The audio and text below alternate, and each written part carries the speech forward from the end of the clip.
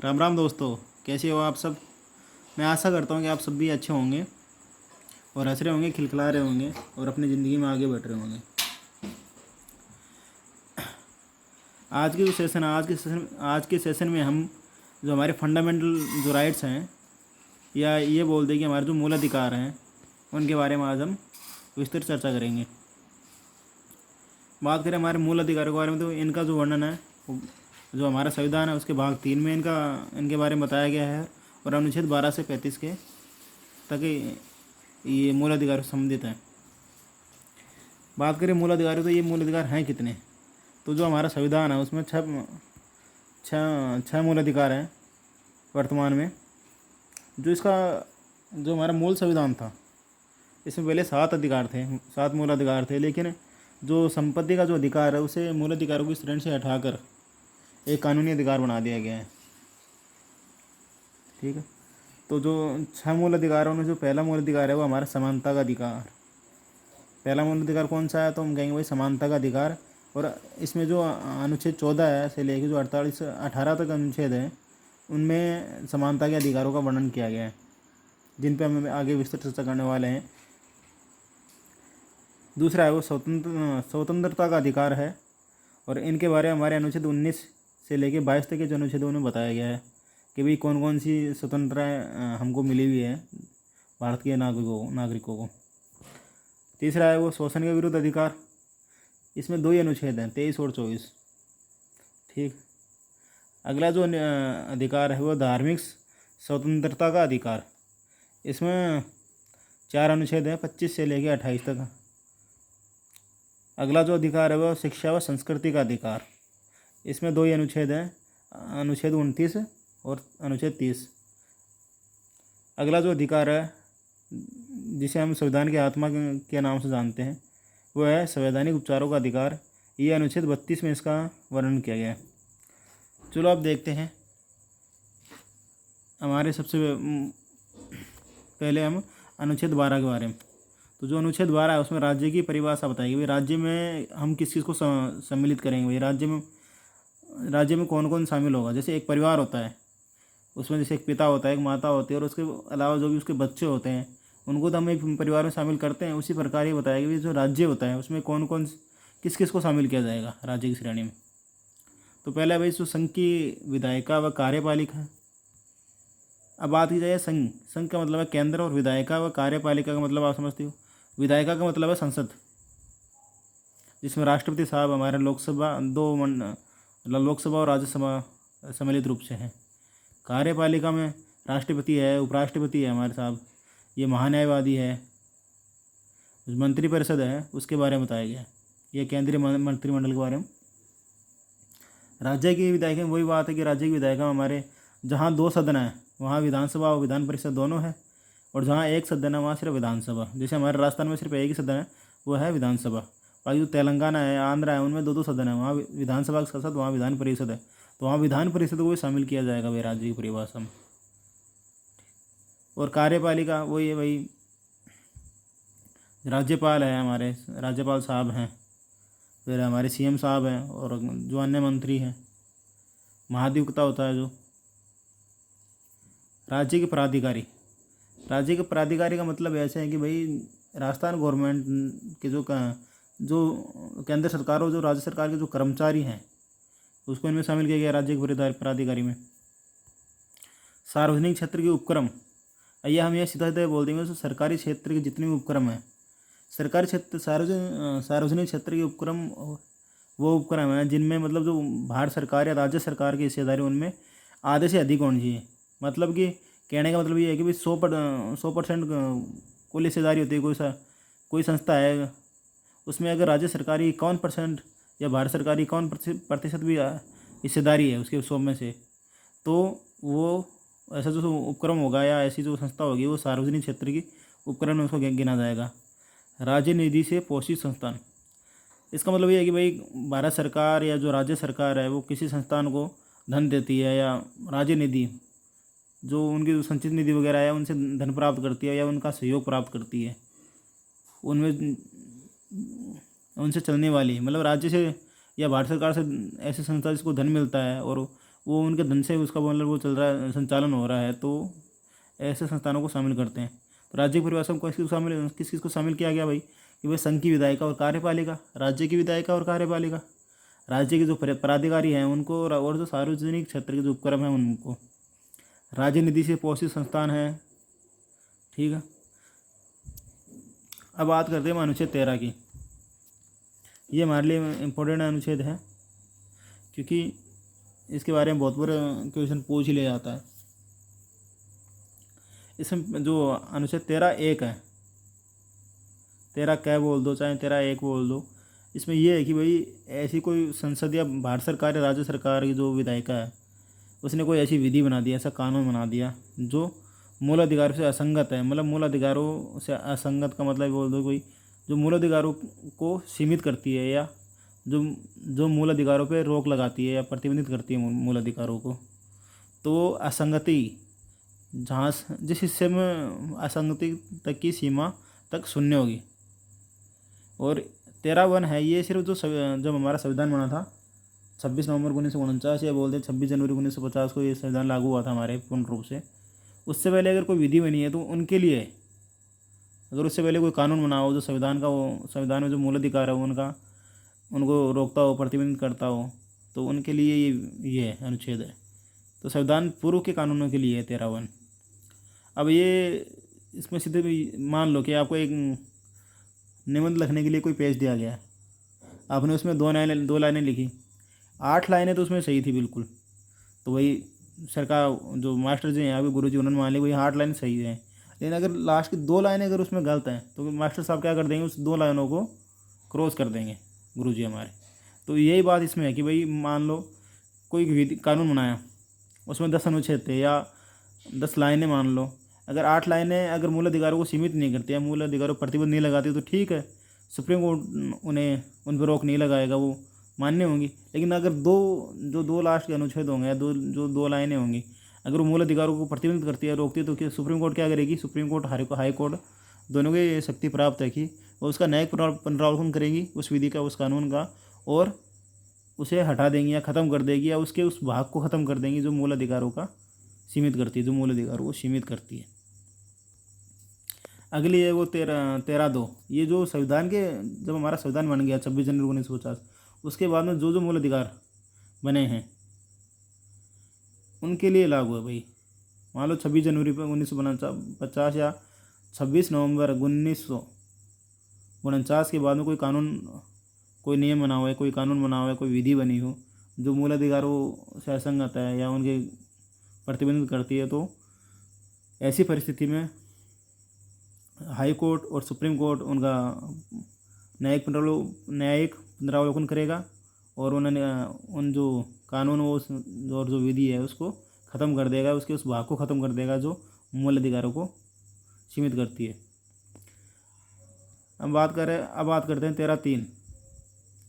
इसमें विधि को परिभाषित किया गया, विधि में कौन कौन शामिल होगा भाई, अब ये भी तो पता होना चाहिए कि विधि होती क्या है, विधि में किस किस को शामिल किया जाएगा। तो भाई इसमें साफ साफ बताया कि जो संसद या राज्य की विधानमंडल होगी वो कोई अधिनियम को पारित करती है तो वो विधि में है।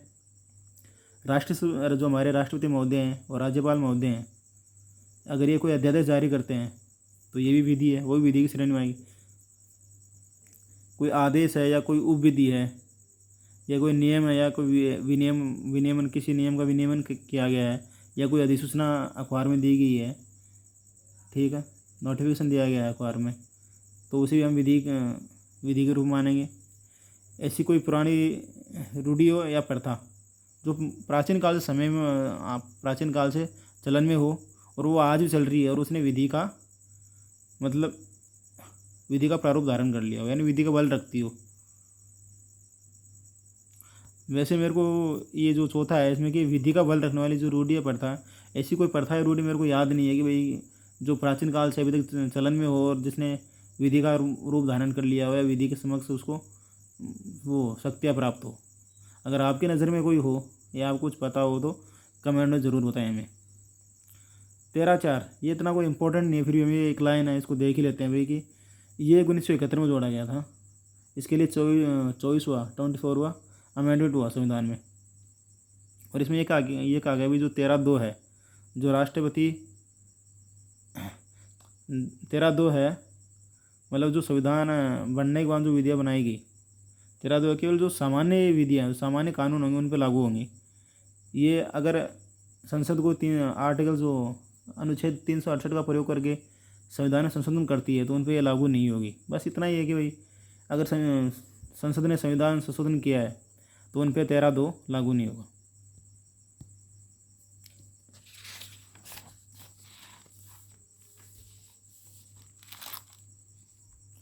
हमारे जो मूल अधिकारों की जुर्नी है वो यहाँ से स्टार्ट होती है सही से।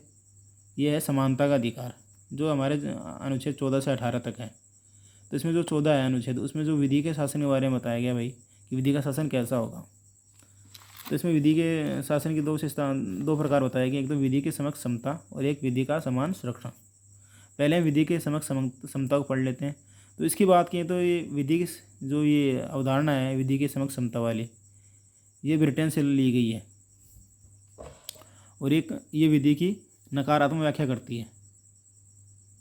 ये कहती है भाई कोई भी व्यक्ति कानून से बड़ा नहीं है, कानून के सामने सभी समान है, कोई भी व्यक्ति बड़ा या छोटा नहीं है। अब आप ये सोचो भाई ये कैसे, ये कानून की जो विधि की है ना नकारात्मक व्याख्या कैसे करती है।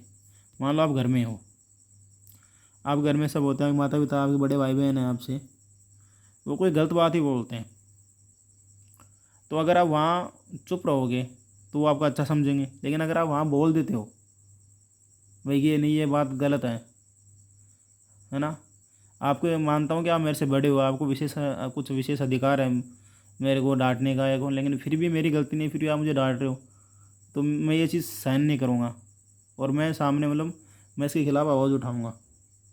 जब हम घर वालों से लड़ते हैं तो हमें घर वाले क्या समझते हैं भाई, एक उपद्रवी बालक, एक गंदा लड़का और एक बुरा लड़का, और ये सोचते हैं कि भाई ये तो ऐसा ही है, ख़राब है, बेकार है। तो हुई ना वही बात है भाई। इसमें यह है कि भाई कोई व्यक्ति, चाहे हमारे भारत देश या कहीं भी कोई व्यक्ति है, वो कानून से बड़ा नहीं होगा, चाहे वो राष्ट्रपति हो, प्रधानमंत्री हो, चाहे हमारे मंत्रिमंडल कोई सदस्य हो या मंत्रीगण हो। जबकि जो हमारे जो संविधान है उसमें राष्ट्रपति साहब, उपराष्ट्रपति साहब और जो हमारे प्रधानमंत्री या जो मंत्रिमंडल वगैरह है, चाहे राज्य में राज्यपाल है या मंत्री है या कोई सांसद वगैरह, उनको कुछ विशेष अधिकार भी दिए गए हैं हमारे संविधान के द्वारा। ठीक, तो इसलिए ये कानून की जो नकारात्मक व्याख्या करती है।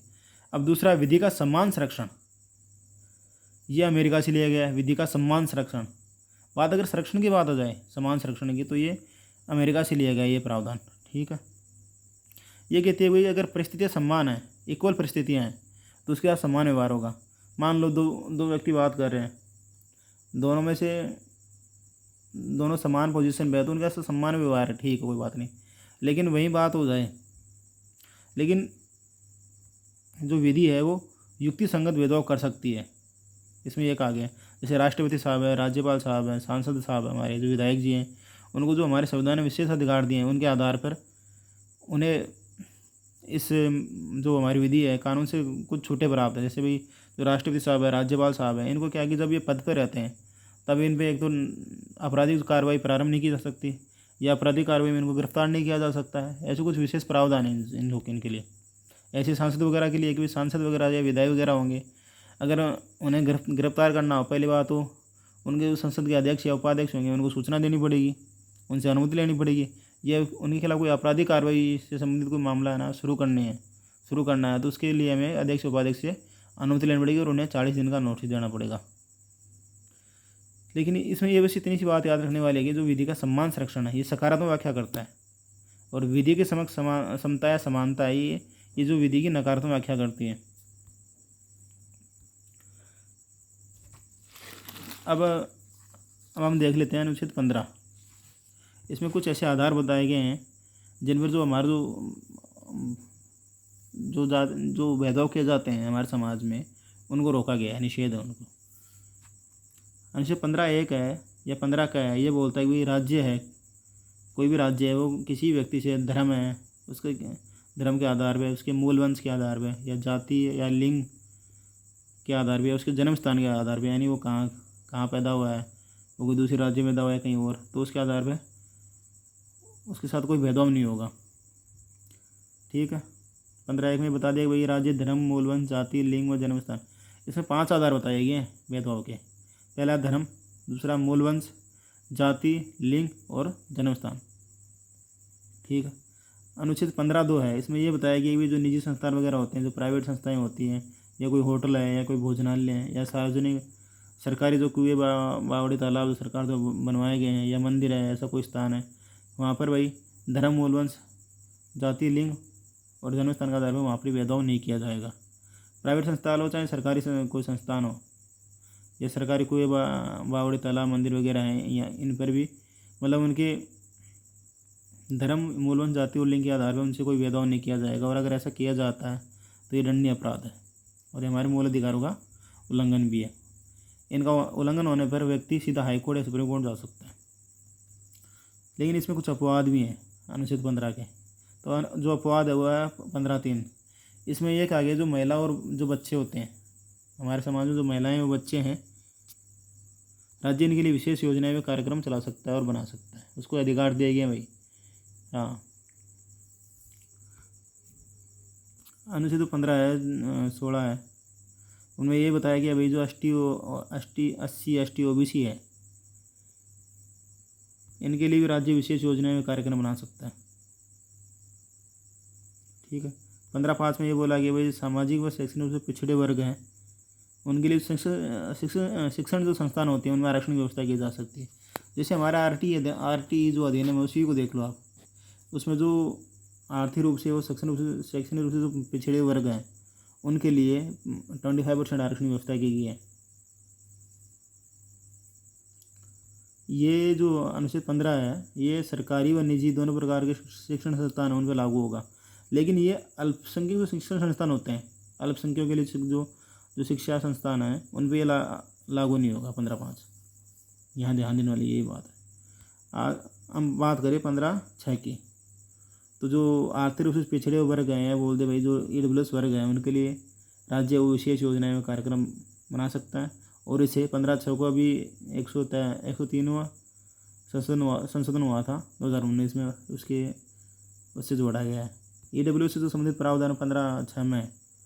ठीक है। और इसे 2009 में जोड़ा गया है। अगला जो अनुच्छेद है वो 16, इसमें लोक नियोजन में अवसर की समानता। लोक नियोजन का मतलब है जो सरकारी सेवाएं होती हैं इनमें अवसर की समानता की बात की गई। ठीक है। 16 ये बोलता है कि जो राज्य के जो जितने भी नागरिक होंगे, सभी नागरिक होंगे, उनको सम्मान उपलब्ध होंगे लोक नियोजन में। ठीक है। उनसे किसी प्रकार का भेदभाव नहीं किया जाएगा उनकी जाति, मूलवंश या किसी भी आधार पर, या कोई ST SC OBC इस आधार पर कोई भेदभाव नहीं किया जाएगा। 16 जो आर्टिकल 16(2) है ये बोलता है कि भाई किसी व्यक्ति से उसके धर्म, मूलवंश, जाति, लिंग और जन्म स्थान के और निवास के आधार पर भेदभाव नहीं किया जाएगा। 16(1) में सिर्फ समान अवसर की बात की, भाई सभी को समान अवसर प्राप्त होंगे लोक नियोजन में, सरकारी सेवाओं में। 16(2) ये बोलता है भाई किसी व्यक्ति धर्म, उसकी जाति, मूलवंश और उसके लिंग के आधार पर उससे भेदभाव नहीं किया जाएगा। इसके कुछ अपवाद भी है। 16(3) राज्य वो जो पिछड़े क्षेत्र होते हैं उनमें जो स्थानीय नौकरियाँ होती हैं, सरकारी नौकरियाँ होती हैं, गवर्नमेंट स्थानीय जो नौकरियाँ चाहे सरकारी हो चाहे प्राइवेट, है ना, उनमें वहाँ निवास की बाध्यता रख सकता है कि वो वहीं के निवासी हैं। जैसे हमारे TSP एरिया है, TSP एरिया में क्या है कि जो TSP एरिया का जो निवासी होगा उसे ही प्रधानता दी जाएगी, मतलब वहाँ नियुक्ति में कोई भी सरकारी वैकेंसी होती है तो राज्य सरकार ने कर ही रखा है सीधा ही हमारे राजस्थान में। 16(3) का नाम लेते हैं भाई, 16(3) जो TSP एरिया संबंधित है बस। अनुच्छेद 16(4) की बात करें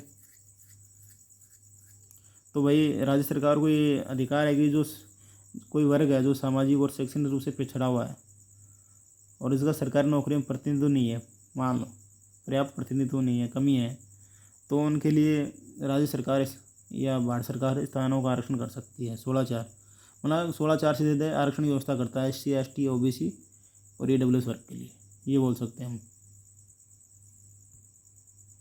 16(4) ये पदोन्नति में आरक्षण।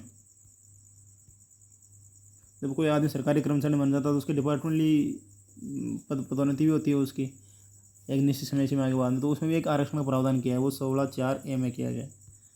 16(4)B है, ये बोलता है कि जो बैकलॉग से जो पद भरे जाएंगे उनमें जो आरक्षण होगा वो 50% से अधिक नहीं होगा।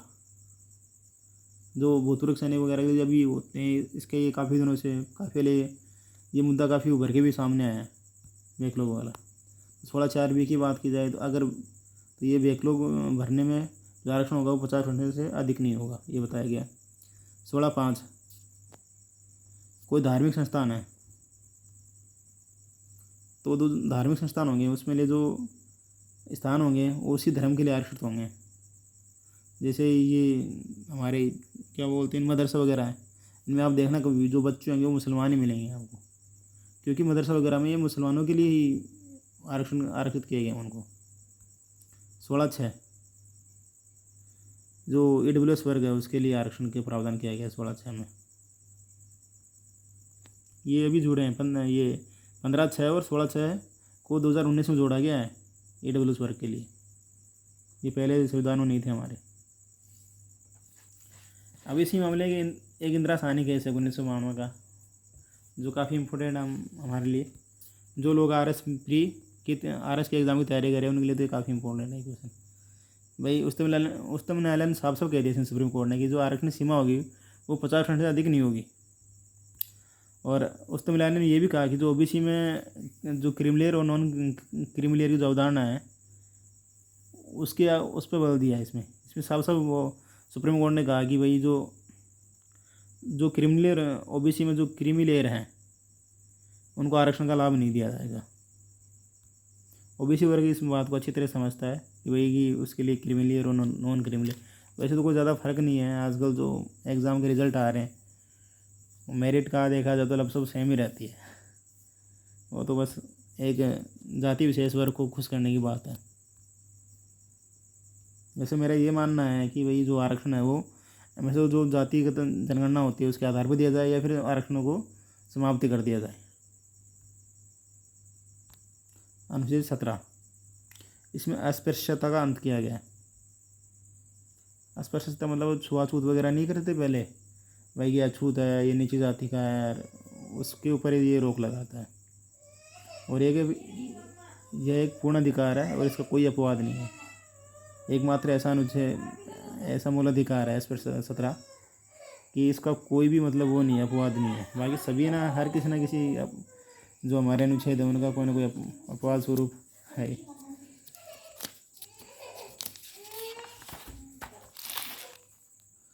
अब अगला जो अनुच्छेद है वो हमारे समानता के अधिकार में वो लास्ट अनुच्छेद है समानता के अधिकार में अनुच्छेद 18 ये बोलता है कि जो उपाधियाँ हैं उनका अंत, उपाधि अंत किया गया भैया अनुच्छेद 18 में, सीधी सीधी बात है। 18 तो ये बोलता है कि राज्य शिक्षा व सेना संबंधी जो सम्मान है उसके अलावा कोई उपाधि नहीं देगा किसी को।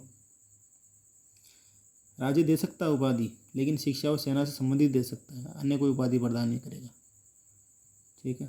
18(2) है, 18(2) में होता है कि जो भारतीय नागरिक होगा वो किसी भी दूसरे देश से उपाधि नहीं लेगा।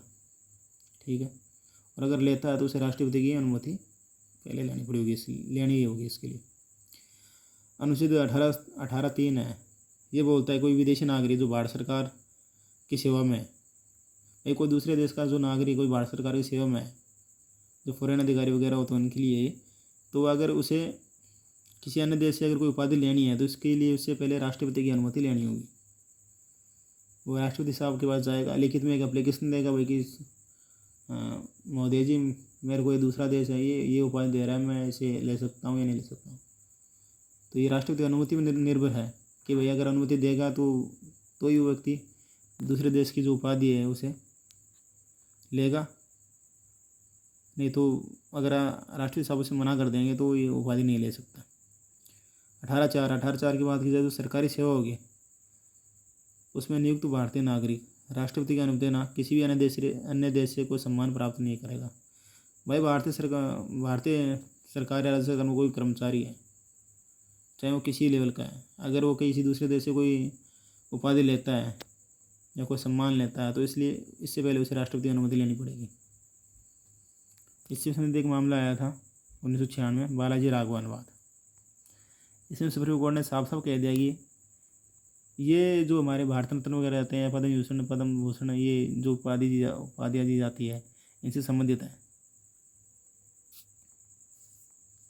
तो भाई इसमें सुप्रीम कोर्ट ने कहा बालाजी राघवनवाद 1996। पहले तो याद रखो कि बालाजी राघवनवाद का संबंध किससे है। तो ये जो भारत रत्न, पद्म भूषण जो सम्मान दिए जाते हैं उनसे संबंधित है। और इसमें सुप्रीम कोर्ट ने साफ साफ कहा है कि भाई ये जो सम्मान दिए जाते हैं ये सम्मान है, ना कि उपाधियाँ हैं। ठीक है, और ये समानता के सिद्धांत के प्रतिकूल नहीं है, मतलब उसके अनुकूल ही है। हालांकि अगर कोई व्यक्ति इन उपाधियों का प्रयोग अपने नाम से पहले करता है तो उन्हें ये पुरस्कार त्यागने पड़ेंगे। ऐसा नहीं है कि भाई आपने भारत रत्न ले लिया, आपने पद्म विभूषण ले लिया, पद्म भूषण आपको मिल गया तो आप अपने नाम के पहले भाई कि भारत रत्न डॉक्टर राजेंद्र प्रसाद या कोई भी नाम अदर, भारत रत्न अरुण कुमार या पद्म श्री अरुण कुमार, आप इन शब्दों का प्रयोग नहीं कर सकते अपने नाम से पहले। अगर आप ऐसा कुछ करते हो तो आपको ये उपाधियाँ छोड़नी पड़ेंगी। अगला जो हमारा अधिकार है, मूल अधिकार, स्वतंत्रता का अधिकार, ये हमारे अनुच्छेद 19 से लेके 22 तक। इसमें हम पहला जो अधिकार है वो हम पढ़ते हैं अनुच्छेद 19।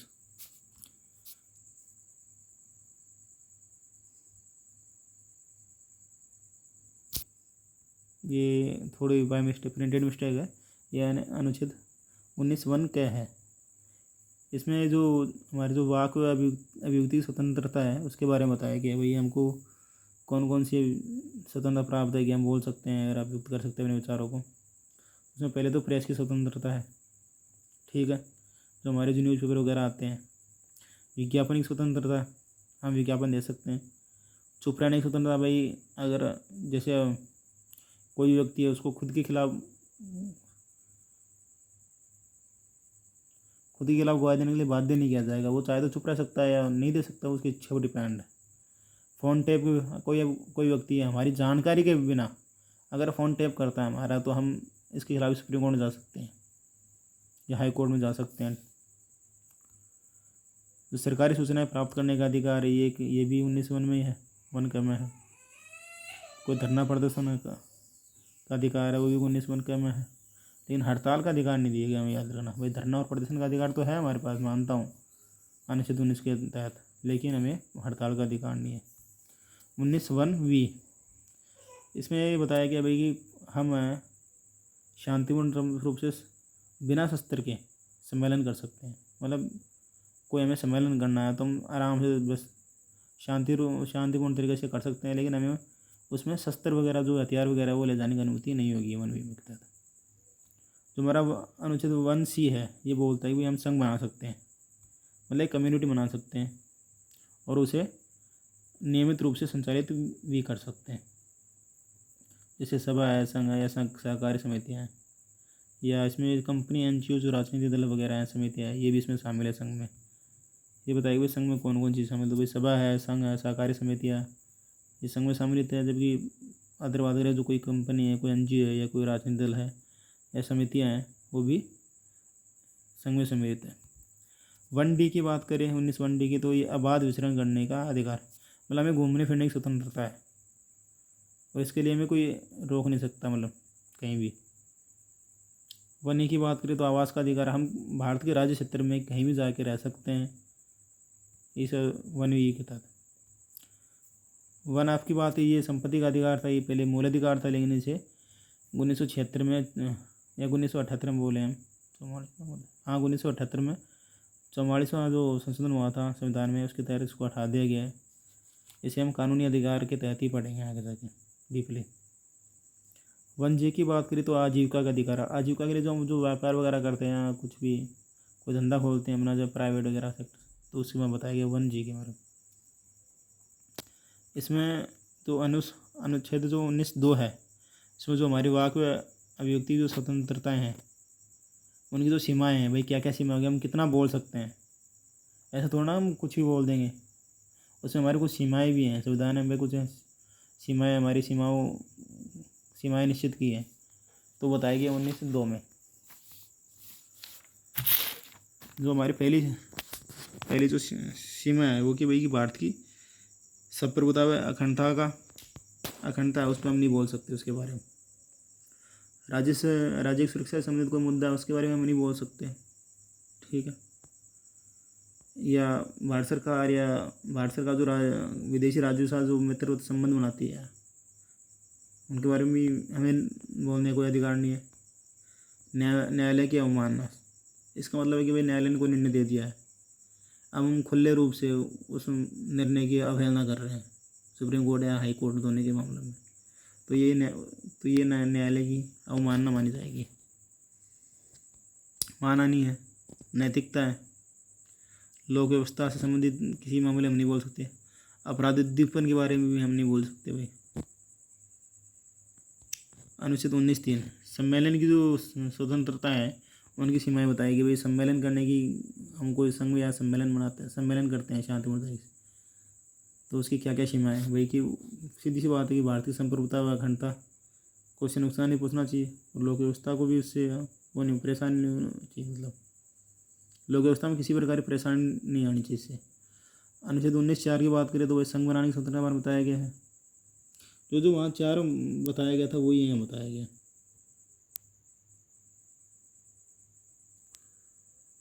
भारतीय संप्रभुता व अखंडता बारे में, लोक व्यवस्था व नैतिकता। अनुच्छेद 19(5) की बात करें तो आवास, संचरण और निवास की स्वतंत्रता की सीमाएं, ये जनसाधारण के हित में और जनजाति लोगों के हित में। मतलब ये नहीं हो कि हम अबाध रूप से घूम रहे हैं तो ये जो कोई भी जनसाधारण व्यक्ति है उसके हित में नहीं हो, मतलब उसका हित कर दें तो वो हमारी सीमा है। या 19 है आजीविका की स्वतंत्रता होती है, उसकी सीमाएं बताई गई, जनसाधारण के हित में होनी चाहिए। जब हम जो भी व्यापार कर रहे हैं वो जनसाधारण के हित के लिए होना चाहिए। अगर वो जनसाधारण का अहितकर है तो भाई उसको बंद किया जा सकता है और उस राज्य सरकार या भारत सरकार उसको बंद करवा सकती है। आगे की जो अनुच्छेद है वो हम अगली क्लास में पढ़ेंगे, क्योंकि आज की क्लास कुछ ज़्यादा लंबी हो रही है। और अगर आपको वीडियो अच्छा लगा हो तो लाइक करें, चैनल को सब्सक्राइब ज़रूर कर दें, और अगर आपको कोई सुझाव हो तो हमें कमेंट बॉक्स में ज़रूर बताएं। धन्यवाद एंड